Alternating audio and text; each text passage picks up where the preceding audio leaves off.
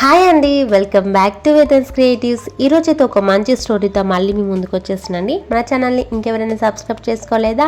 అయితే వెంటనే వెళ్ళి సబ్స్క్రైబ్ చేసుకోండి. ఒక మహర్షి చేసిన తప్పు వల్ల ఆయన తపస్సు మొత్తం నాశనం అయిపోయింది. ఒక అప్సరస చేసిన ఒక చిన్న పని వల్ల ఆమె పిశాచిగా మారిపోయింది. కానీ ఒక పవిత్రమైన రోజు వారిద్దరి పాపాలను తొలగించింది. ఆ రోజు ఏదో తెలుసా?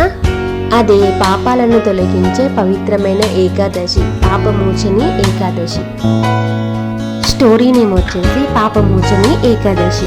పురాణ కాలంలో ఒక అందమైన అడవి ఉండేది. ఆ అడవిలో పెద్ద పెద్ద చెట్లు, పక్షుల కిలకిల రాగాలు, చుట్టూ ప్రశాంతమైన వాతావరణం ఉండేది.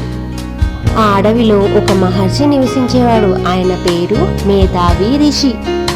మేధావి రిషి చాలా గొప్ప తపస్వి. రోజు ఉదయం లేచి నది దగ్గర స్నానం చేసి ఆ భగవంతుణ్ణి ధ్యానం చేసేవాడు. ప్రపంచంలోని అన్ని మాయలను దూరంగా పెట్టి తపస్సు చేస్తూ జీవించేవాడు. అదే సమయంలో దేవలోకంలో ఒక అందమైన అప్సరస ఉండేది. ఆమె పేరు మంజుఘోష. సంగీత నృత్యంలో ఎంతో ప్రతిభ కలిగినది. ఒకరోజు మంజుఘోష అడవికి వచ్చింది. అక్కడి ప్రశాంత వాతావరణాన్ని చూసి మంజుఘోషకు అక్కడే ఉండాలని అనిపించింది. మంజుఘోష తపస్సు చేస్తున్న మహర్షిని చూసింది.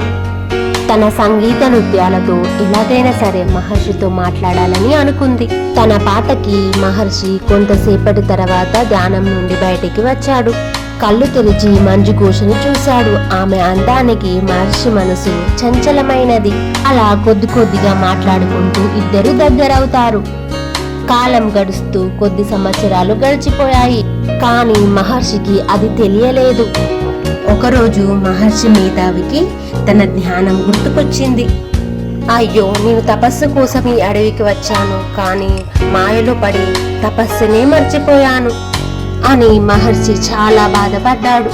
వెంటనే మంజుఘోషను చూసి ఇలా అంటాడు, నువ్వు నా తపస్సును భంగం చేశావు. నీ వల్ల నేను ధర్మాన్ని మర్చిపోయాను. అందుకే నీవు పిశాచిగా మారిపోవాలి అని ఒక శాపాన్ని ఇస్తాడు. మంజుఘోష పిశాచిగా మారిపోతుంది. మహర్షి, నేను చాలా పెద్ద తప్పు చేశాను, నన్ను క్షమించండి. ఈ శాపం నుండి బయటపడే మార్గాన్ని నాకు చెప్పండి అంటూ మంజుఘోష చాలా బాధపడింది. ఆమె బాధను చూసి మహర్షి యొక్క మనసు కరిగిపోయింది.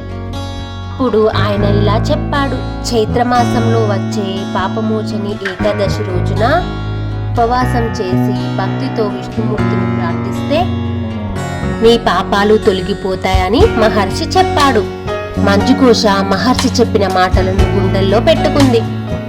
మంజుఘోష ఆ పవిత్రమైన ఏకాదశి రోజున దేవుణ్ణి ప్రార్థించింది, ఉపవాసం చేసింది. ఆమె నిజమైన పశ్చాత్తాపాన్ని చూసి భగవంతుడు కరుణించాడు. ఆ వ్రతం ఫలితంగా ఆమెపై ఉన్న శాపం తొలగిపోయింది. మంజుఘోష తన అసలైన రూపాన్ని పొందింది. అదే సమయంలో మహర్షి కూడా తన తప్పును గ్రహించాడు.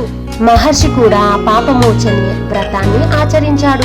దానివల్ల అతని పాపాలు కూడా తొలగిపోతాయి. ఆ రోజు నుండి ఈ ఏకాదశి పాపాలను తొలగించే పవిత్రమైన రోజుగా ప్రసిద్ధి పొందింది. అందుకే ఈ పవిత్రమైన పాపమోచని ఏకాదశి రోజున మనము భక్తితో ప్రార్థిద్దాం. మనిషి ఎన్ని తప్పులు చేసినా నిజమైన పశ్చాత్తాపంతో ఆ భగవంతుని ప్రార్థిస్తే అన్ని పాపాలు తొలగిపోతాయని పురాణాలు చెబుతున్నాయి. చూశారు కదా ఫ్రెండ్స్, స్టోరీ నచ్చిందా? స్టోరీ నచ్చితే ఈ వీడియోకి ఒక లైక్ ఇవ్వడం మాత్రం అస్సలు మర్చిపోకండి. తిరిగి మరొక మంచి వీడియోతో మళ్ళీ కలుద్దాం.